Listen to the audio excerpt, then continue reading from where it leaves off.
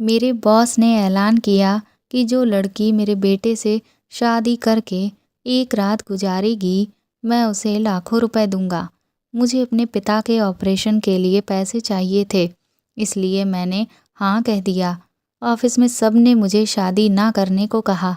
बोले, बॉस का बेटा पागल है, मगर मैंने शादी कर ली और पहली रात बॉस के बेटे ने मेरे कपड़े उतरवा कर मेरे साथ जो किया। मेरा नाम खुशी है। मैं अपने माँ बाप की अकेली संतान थी। मैं एक बहुत ही मिडिल क्लास फैमिली से आती हूँ।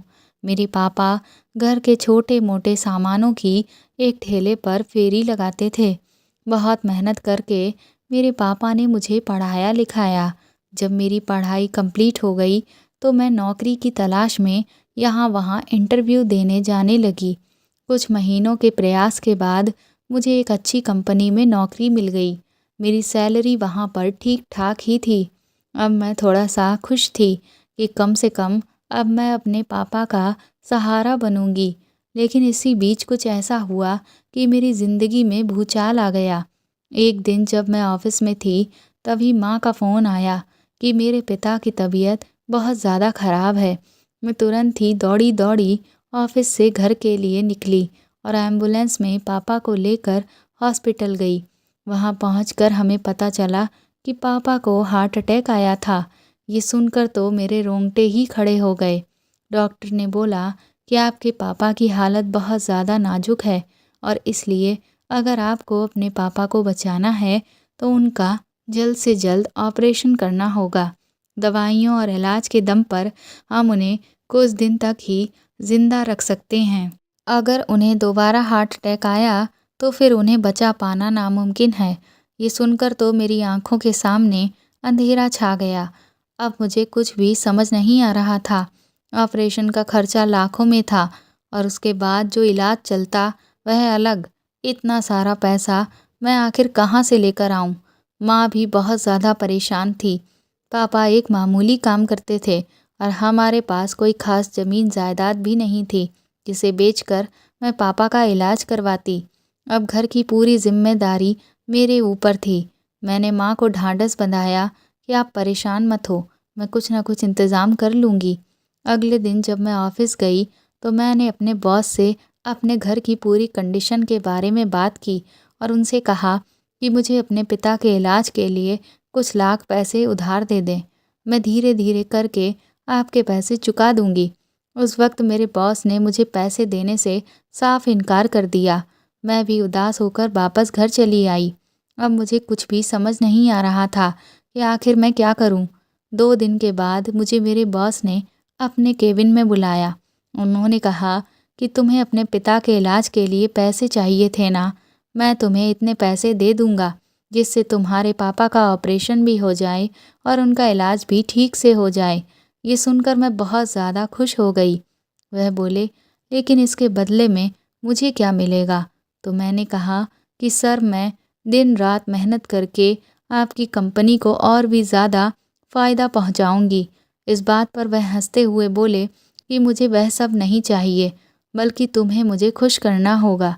उनकी ये बात मुझे समझ नहीं आई। मैंने उनसे कहा, आपको खुश करना होगा, इसका मतलब क्या है? उसके बाद उनके चेहरे पर जो घिनौनी मुस्कान आई, उसे देखकर मैं समझ गई। मुझे इतनी तेज का गुस्सा आया कि उनके गाल पर खींचकर एक तमाचा मारूं। वह मुझसे कहने लगा कि मैं जहां बुलाऊंगा वहां तुम्हें हर बार आना होगा। इससे मैं भी खुश और उधर तुम्हारे पापा का ऑपरेशन भी हो जाएगा। मैंने उस आदमी को खरी खोटी सुनाई और तुरंत ही उस कंपनी से रिज़ाइन देकर मैं घर चली आई। घर आकर जब मैंने माँ को पूरी बात बताई तो वह भी दंग रह गईं। मैं अपनी माँ के गले लगकर उस दिन फूट फूट कर रोई। माँ कहने लगी कि बेटा, ये दुनिया ऐसे ही भेड़ियों से भरी पड़ी है। अभी तो तूने बाहर कदम रखा है, अभी तो तुझे न जाने कैसे कैसे लोगों से सामना करना पड़ेगा। इसीलिए हिम्मत मत हार, बल्कि ऐसे भेड़ियों का डटकर मुकाबला कर, वरना उनकी हिम्मत और भी बढ़ती चली जाएगी। तुमने आज उस आदमी को जो जवाब दिया, उससे उसे सबक ज़रूर मिला होगा।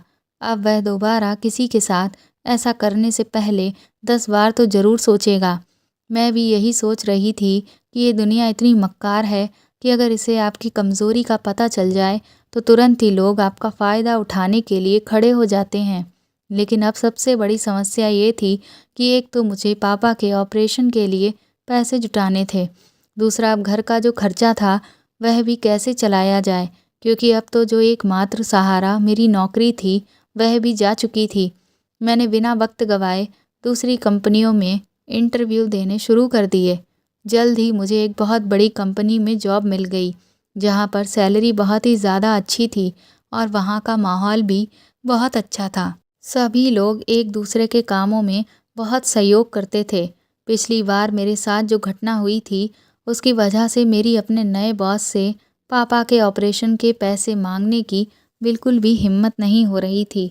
मुझे कुछ समझ नहीं आ रहा था कि आखिर मैं क्या करूं, क्योंकि धीरे धीरे जितने दिन बीत रहे थे उतना ही पापा के ऊपर खतरा बढ़ता जा रहा था कि तभी अचानक एक ऐसा ऑफ़र मेरे सामने आया जिसके बारे में कोई सोच भी नहीं सकता था।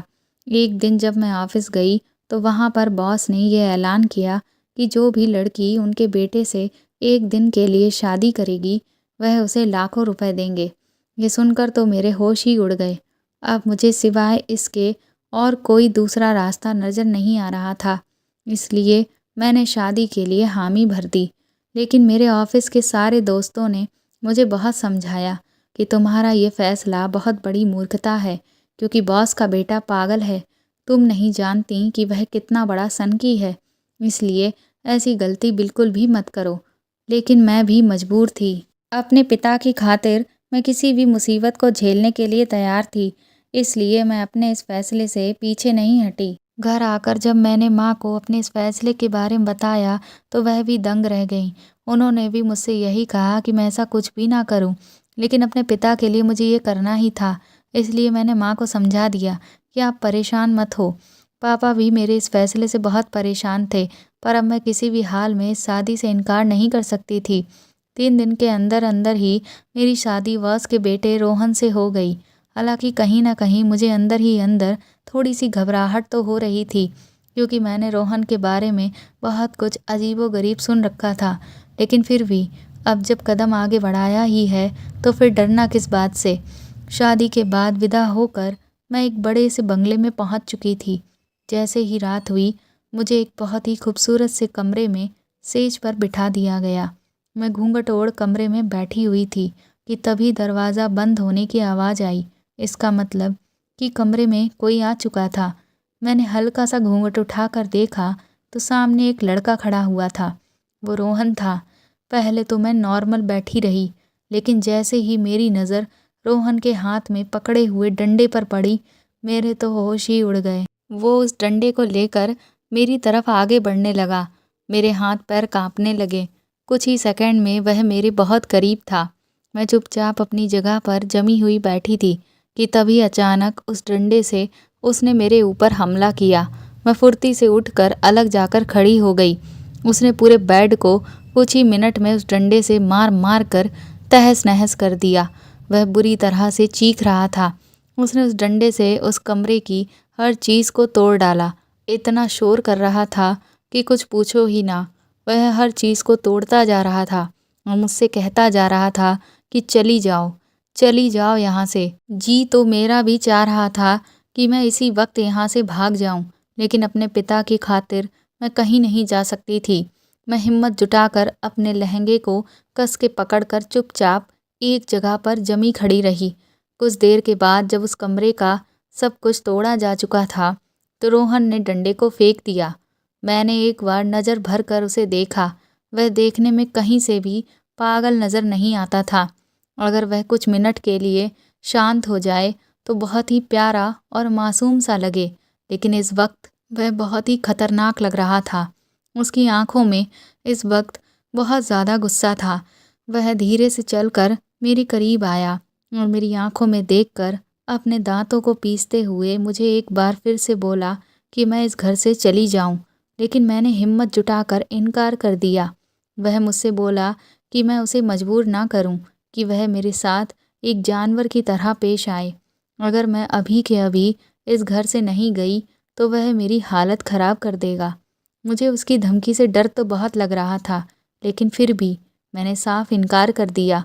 वह पीछे हटकर दीवार के पास गया और दीवार पर टंगा हुआ हंटर उसने उतार लिया।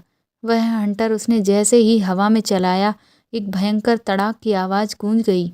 मेरे हाथ पैर कांपने लगे। मेरे दिमाग ने काम करना बंद कर दिया। वह मुझे एक बार फिर बोला, क्या अब भी नहीं जाओगी? तो मैंने इनकार में सर हिला दिया। मेरा इनकार देखकर वो और ज़्यादा भड़क गया। उसने उस हंटर को मेरी तरफ चलाया। मैंने आंखें बंद की, पर वह हंटर मुझे नहीं लगा, बल्कि मेरे करीब की ज़मीन पर जा लगा। इसके बाद उसने मुझसे जो कहा, मुझे तो यकीन ही नहीं हुआ।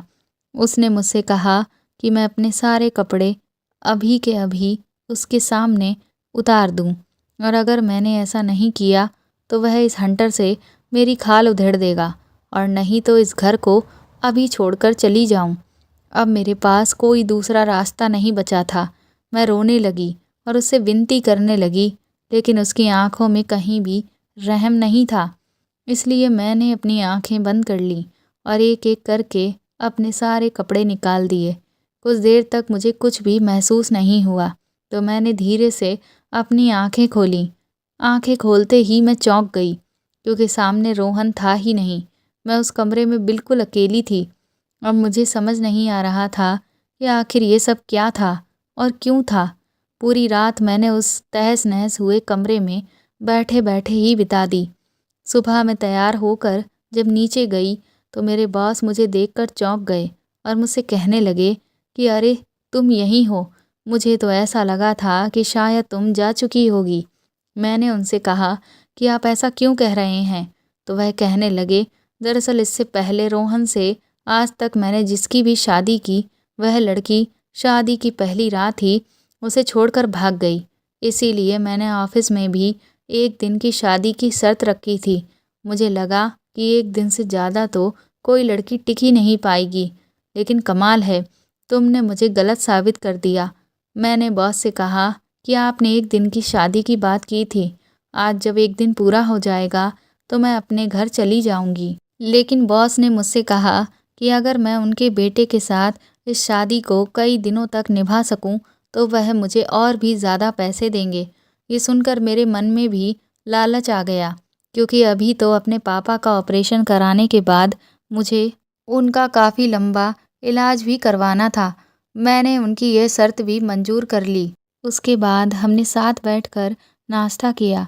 मुझे बॉस ने अब ऑफिस से छुट्टी दे दी थी, क्योंकि अब मुझे ये दूसरी ड्यूटी मिल चुकी थी। हम अभी नाश्ता कर ही रहे थे, तब तक बॉस यानी मेरे ससुर जी ऑफिस चले गए। तभी अचानक से रोहन ने मेरे नाश्ते में ढेर सारी मिर्च और नमक उड़ेल दिया और उस सब को मुझे खाने को कहा। मैंने वह खाने से इनकार किया तो उसने एक बार फिर वही बात मेरे सामने दोहराई कि या तो मैं ये सब कुछ खाकर ख़त्म करूं, या फिर अभी के अभी अपने घर चली जाऊं। मैंने वह प्लेट उठाई और उसमें रखा हुआ सारा नाश्ता चुपचाप खाने लगी। मुझे बहुत भयंकर मिर्च लग रही थी।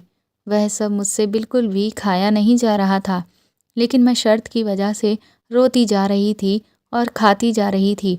उस सेकंड में ही रोहन अचानक से खड़ा हुआ और उसने मेरी प्लेट लेकर दूर फेंक दी और मुझ पर ज़ोर ज़ोर से चिल्लाने लगा कि तुम इस घर से चली क्यों नहीं जाती हो? तुम्हें समझ में नहीं आता? मैं वहाँ से उठकर चुपचाप अपने कमरे में चली गई। मेरा कमरा, जो पूरा रोहन के द्वारा बिगाड़ दिया गया था, उसे नौकरों से ठीक करवाया जा रहा था। धीरे धीरे इसी तरह से मेरे दिन उस घर में गुजरते गए। इधर मेरे पापा का ऑपरेशन हो चुका था, जिसे लेकर मैं बहुत खुश थी, और उनका इलाज भी बहुत अच्छा कराया जा रहा था। और इधर रोहन हर दिन मेरे साथ कोई ना कोई ऐसी हरकत कर रहा था जिससे मैं मजबूर होकर उस घर को छोड़कर चली जाऊं। एक दिन रात को रोहन मेरे कमरे में आया और जलती हुई मोमबत्ती को मेरे हाथों के ऊपर टपकाने लगा। मुझे उससे बहुत ज़्यादा तकलीफ़ हो रही थी और मैं लगातार रोती चली जा रही थी। कुछ देर मुझे चोट पहुंचाने के बाद वह मुझसे बोला कि अगर ये सब बर्दाश्त नहीं होता तो यहाँ से चली जाओ, लेकिन मैं चुपचाप बैठी रही। ये देखकर वह बुरी तरह से झुंझला उठा और एक बार फिर तोड़ फोड़ मचाने लगा। उसने मुझे कस के पकड़कर झकझोरा और चिल्लाकर कहा कि मैं यहाँ से चली क्यों नहीं जाती। ये सुन सुनकर मैं अब तक पक चुकी थी। इसलिए मैं भी उस दिन फट पड़ी। मैंने भी चीख कर कहा कि नहीं जाऊंगी, क्योंकि मुझे अपने पिता की ज़िंदगी को बचाना है, जिसके लिए मैं ये तो क्या कुछ भी झेलने को तैयार हूँ। तुम्हारे जैसे जानवर की हर हैवानियत मैं हंसते हंसते बर्दाश्त कर लूँगी। अपने पिता की जान की खातिर मैं कुछ भी कर सकती हूँ। उसके बाद गुस्से में आकर मैंने पास में पड़ा एक चाकू उठाया और कहा, बताओ, तो मैं अपने हाथों को काट डालूं, तुम्हें इससे बहुत खुशी मिलेगी ना? लेकिन इसके बाद भी मैं इस घर से नहीं जाऊंगी। मैंने जैसे ही उस चाकू को अपने ऊपर वार करने के लिए चलाया, रोहन ने अचानक से मेरा हाथ कस के पकड़ लिया और उस चाकू को लेकर दूर फेंक दिया। कुछ देर हम दोनों चुपचाप खामोशी से एक दूसरे को देखते रहे और फिर वह उस कमरे से चला गया। मैं भी जब शांत हुई तो सोचने लगी कि मैं आखिर ये क्या कर रही थी। उस दिन के बाद से सब कुछ बदल गया। रोहन ने मुझे चोट पहुंचाना पूरी तरह से बंद कर दिया था, बल्कि उल्टा उसका व्यवहार मेरे प्रति बिल्कुल शांत हो गया था। वह जताता तो नहीं था, लेकिन उसे मेरी हर ज़रूरत का ख्याल रहता था और इन्हीं सब चीज़ों की वजह से धीरे धीरे मुझे उससे प्यार होने लगा। इसलिए मैंने एक दिन रोहन के आगे अपने प्यार का इजहार कर दिया। मेरी बात सुनकर वह एक बार फिर से नाराज़ होने लगा और बोला कि ये सब बकवास की बातें होती हैं, इसलिए मैं उससे दूर रहूं। मैंने उसे समझाने की बहुत कोशिश की कि उसे एहसास नहीं है, पर वह भी मुझसे प्यार करता है, पर वह मानने को तैयार ही नहीं था। मुझे समझ नहीं आता था कि वह इस तरह का बिहेवियर क्यों करता है। आखिर इसके पीछे क्या वजह थी जो वह ये सब करता आ रहा था। एक दिन रोहन के कॉलेज का एक दोस्त अपनी मीटिंग के सिलसिले में घर आया। वो ये जानकर चौंक गया कि रोहन की शादी हो गई है। उसके साथ हमने बहुत अच्छा समय बिताया। उसी के अगले दिन रोहन के कॉलेज के एक और दोस्त का कॉल आता है, जो हम सबको अपनी शादी में इनवाइट करता है। पहले तो रोहन साफ इनकार कर देता है, लेकिन जब वह ये बताता है कि उसे एक गंभीर बीमारी है, जिसकी वजह से वह कुछ सालों का ही मेहमान है, लेकिन उसकी प्रेमिका की ख्वाहिश है कि वह उसकी ही सुहागन बनना चाहती है। बस इसी वजह से वह अपने प्यार से शादी कर रहा है और उसकी ये इच्छा है कि उसकी शादी में सारे दोस्त आएं। ये सुनकर रोहन बहुत उदास हो जाता है। रोहन का दोस्त साहिल उसे समझाता है कि हमें कम से कम अपने दोस्त की ये ख्वाहिश तो पूरी करनी ही चाहिए। उस हादसे को बीते हुए कुछ साल हो गए हैं, अब तुम्हें उस सब को भूल कर आगे बढ़ना चाहिए। ये सुनकर रोहन चुपचाप अपने कमरे में चला जाता है। मुझे समझ नहीं आता आखिर साहिल किस हादसे की बात कर रहा था। मैंने साहिल से कहा कि आखिर तुम किस हादसे की बात कर रहे थे। पहले तो वह मुझे कुछ भी बताने से कतराता रहा। जब मैंने उससे बहुत ज़िद की, फिर उसके बाद उसने मुझे जो कुछ बताया, उसे सुनकर तो मेरे होश ही उड़ गए। अब मुझे समझ आ रहा था कि रोहन इस तरह का बिहेवियर क्यों कर रहे थे। मैं उस पूरी रात चैन से सो ना सकी। मैं यही सोच रही थी कि क्या किसी लड़की की इज्जत इतनी सस्ती हो सकती है। लेकिन मैंने एक बात ठान ली थी कि मुझे जो सच था वह अब सबके सामने हर हाल में लाना था, जिसमें मुझे साहिल की मदद चाहिए। मैंने साहिल के पास जाकर अपने दिमाग में पकी सारी खिचड़ी के बारे में बता दिया, जिसे सुनकर पहले तो वह चौंका, लेकिन फिर वह मेरी बात मान गया। अगले दिन रोहन के दोस्त की शादी में जाने से पहले मैंने रोहन को बोला कि मैं वहाँ तुम्हारी पत्नी बनकर नहीं, बल्कि साहिल की गर्लफ्रेंड बनकर जाऊंगी। मेरी बात सुनकर रोहन को बहुत गहरा धक्का लगा और उसके चेहरे पर गुस्सा उतर आया। मैंने उससे कहा, तुम नाराज़ क्यों हो रहे हो? तुम तो वैसे भी मुझसे प्यार ही नहीं करते। ये बात तुमने ही तो कही थी ना, तो फिर मैं किसी भी तरह से वहाँ जाऊँ, इससे तुम्हें क्या फ़र्क पड़ता है? और वैसे भी साहिल के अलावा तुम्हारे किसी भी दोस्त को अभी तक ये नहीं पता है कि तुम्हारी शादी हो चुकी है। रोहन ने कहा, हाँ, मुझे इस बात से कोई फ़र्क नहीं पड़ता, लेकिन ये सब करने की ज़रूरत ही क्या है? तो मैंने कहा कि ज़रूरत है, मुझे एक ड्रामा करना है, बस मेरी मर्ज़ी, तुम्हारा जो मन करता है तुम करते हो ना। रोहन के चेहरे पर गुस्सा साफ झलक रहा था, लेकिन मेरे सामने वह इसी तरह से दिखा रहा था कि जैसे उसे इस सब से कोई फ़र्क नहीं पड़ता है। इसके बाद हम तीनों रोहन के दोस्त की शादी के लिए निकल गए। शाम तक रोहन के कॉलेज के फ्रेंड सर्कल के जितने दोस्त थे सभी आ चुके थे और जिसका इंतज़ार मुझे बेसब्री से था वह भी आ चुकी थी। उसका नाम माया था। साहिल ने मुझे वहाँ सभी से अपनी गर्लफ्रेंड के तौर पर ही इंट्रोड्यूस करवाया। वहाँ जाकर तो मैंने एक नया अवतार ले लिया था। मेरा ड्रेसिंग सेंस बिल्कुल वैसा था जैसा एक मॉडल लड़की का होता है। उसी तरह की चाल ढाल, बोल चाल, सब कुछ। इस समय मुझे बहुत मज़ा आ रहा था क्योंकि मुझे साहिल से चिपकता हुआ देखकर रोहन को बुरी तरह से जलन हो रही थी, लेकिन वह दिखा ऐसे रहा था जैसे उसे कोई फ़र्क नहीं पड़ रहा हो। इसके बाद मैंने माया से बहुत अच्छी दोस्ती कर ली। हमें वहाँ पर 3 दिन तक रुकना था। उन 3 दिनों में मैंने माया की जमकर तारीफ़ की। उसकी खूबसूरती की, उसकी इंटेलिजेंस की। वह जो भी करती थी मैं उसकी हर चीज़ में तारीफ़ करती थी, जिसकी वजह से वो मुझसे बहुत ज़्यादा इम्प्रेस हो चुकी थी। रोहन वहाँ पर बिल्कुल चुपचाप था। वह ज़्यादा किसी से ना तो बात करता, ना ही मिलता-जुलता और ऐसा लग रहा था जैसे उसके बाकी के दोस्त भी उससे बहुत ज़्यादा बात नहीं करना चाहते थे। ये सब देखकर मुझे बहुत बुरा लग रहा था, लेकिन बस एक दिन की बात और थी। इधर रोहन के दोस्त की शादी हो चुकी थी और हम सब भी कुछ ही घंटे में निकलने वाले थे। निकलने से पहले हम लोग एक जगह पर खाना खाने के लिए बैठे थे कि तभी एक वीडियो चला और उस वीडियो में सभी ने जो कुछ देखा और सुना सबके होश उड़ गए।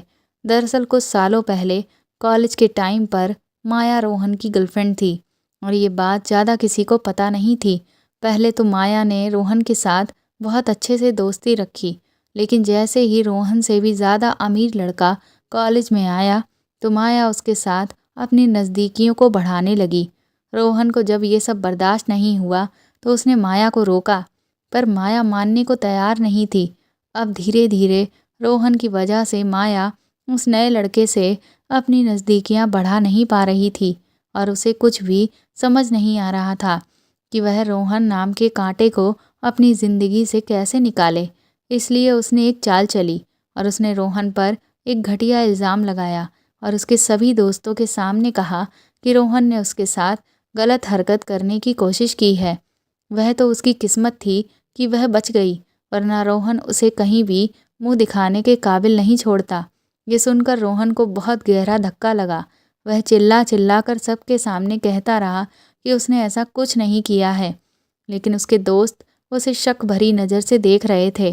रोहन माया के इस धोखे को बर्दाश्त नहीं कर सका और उस दिन के बाद से उसे लड़कियों से नफ़रत सी हो गई और उसने फ़ैसला कर लिया कि वह कभी भी किसी लड़की को अपनी ज़िंदगी में आने नहीं देगा और इसी वजह से रोहन की जिस भी लड़की से शादी होती वह उसे डरा धमका कर वहाँ से भगा देता था और आज तक रोहन के सारे दोस्त रोहन को ही गलत समझते थे, जिसकी वजह से वह उससे कोई भी मतलब नहीं रखते थे। लेकिन आज वीडियो देखने के बाद सबके सामने सच्चाई आ चुकी थी। दरअसल पिछली शाम को मैं माया के साथ बैठी थी और मैंने उसकी बहुत तारीफ़ की कि वह बड़े ही आराम से किसी भी लड़के पर अपना जादू चला लेती है। तो मैंने उससे कहा कि मैं साहिल से छुटकारा पाना चाहती हूँ, लेकिन वह है कि मुझे छोड़ता ही नहीं। आखिर मैं ऐसा क्या करूँ कि वह मुझे छोड़ दे और मैं किसी की नज़र में बुरी भी ना बनूँ। मैंने माया से इस सब में मदद मांगी तो माया ने मुझे यही आइडिया दिया। मैंने जब उससे कहा कि क्या तुमने इस आइडिया को कभी किसी पर अपनाया भी है, तो माया ने अपनी शेखी बगाड़ने के चक्कर में सारी सच्चाई मेरे सामने उगल कर रख दी। लेकिन उसे नहीं पता था कि मैं इस सब का वीडियो बनवा रही थी। आज जब पूरी सच्चाई सभी दोस्तों के सामने आ चुकी थी तो माया बहुत शर्मिंदा थी और सभी दोस्त भी, क्योंकि उन्होंने माया की बातों में आकर रोहन पर शक किया था। माया फूट फूट कर अपने किए पर रोने लगी, लेकिन सभी दोस्तों ने उससे मुंह फेर लिया और रोहन से माफ़ी मांगी। मैंने माया से कहा कि तुम तो लड़की के नाम पर ही कलंक हो। तुमने लड़कियों की इज्जत को इतना सस्ता कर दिया है कि क्या कहूँ। लड़कों को कपड़े की तरह बदलने के लिए तुमने अपनी इज्जत का ही इस्तेमाल कर लिया। तुम्हारे जैसी गिरी हुई लड़कियों की वजह से ही शरीफ लड़कों की ज़िंदगी बर्बाद होती है। साहिल ने रोहन से कहा, अब तुझे समझ में आया कि खुशी यहाँ पर मेरी गर्लफ्रेंड बनकर क्यों आई थी, तेरी बीवी बनकर क्यों नहीं। रोहन की आंखों में खुशी के आंसू थे। उसने दौड़कर मुझे गले से लगा लिया। मैंने अपने पति के माथे पर लगे कलंक को मिटा दिया था। मैं आज बहुत खुश थी, लेकिन मेरी ये खुशी दुगनी होने वाली थी, क्योंकि तुरंत ही रोहन ने मुझे सबके सामने घुटनों पर बैठकर प्रपोज किया। ये देखकर हर कोई हैरान था। तो साहिल ने सबको सच्चाई बताई कि दरअसल मैं साहिल की गर्लफ्रेंड नहीं, बल्कि रोहन की पत्नी हूँ। ये सुनकर तो सबके होश ही उड़ गए और माया के तो पैरों के नीचे की ज़मीन ही निकल चुकी थी। माया को उसके कर्मों का फल मिल चुका था। मैं और रोहन खुशी खुशी अपने घर वापस लौट आए। हम दोनों को एक साथ देखकर मेरे ससुर जी भी बहुत खुश हुए। आज मेरी और रोहन की शादी को 4 साल बीत चुके हैं और मैं 2 जुड़वा बच्चों की माँ बन चुकी हूँ। और आज मैं फ़ख्र से कह सकती हूँ कि रोहन से ज़्यादा बेहतरीन पार्टनर मेरे लिए कोई नहीं हो सकता था। तो दोस्तों, आपको ये कहानी कैसी लगी मुझे कमेंट करके ज़रूर बताएं और प्लीज़ मेरी इस कहानी को ज़्यादा से ज़्यादा शेयर करें और लाइक करें। आप चाहें तो मुझे सुपर थैंक्स भी दे सकते हैं। साथ ही अगर आप मेरे चैनल पर नए हैं तो सब्सक्राइब करके बेल आइकन ज़रूर दबा दें, ताकि आगे भी मैं आपको ऐसी ही अच्छी कहानियाँ सुनाती रहूँ। Thank you.